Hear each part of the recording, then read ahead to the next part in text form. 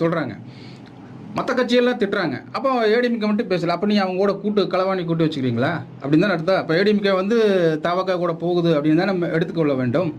அப்படித்தானே அர்த்தம். அதுக்கு தான் அவர் சொல்லிட்டாரு எல்லாருமே எங்க கூட தான் இருக்காங்கன்ட்டு. அது உண்மையும் கூட.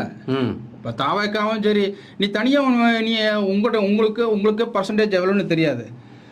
பாமக வந்து 2016 எலெக்ஷன் நின்றுச்சு. அன்புமணி, நேர்மை.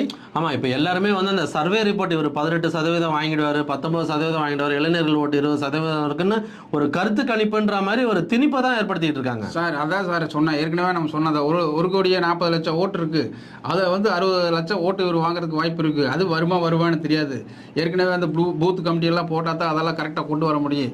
விஜய்க்கு அதெல்லாம் வந்து சிறு பிள்ளை விவசாயம் வீடு வந்து சேராதுன்னு சொல்லுவாங்கல்ல, அந்த பழமொழி தான் இன்னைக்கு இந்த நிமிஷத்து வரைக்கும் தாவக பொருத்தமான பழமொழி. அது போய் சேருமா போய் சேராதா அப்படின்னு எல்லாம் தெரியாது.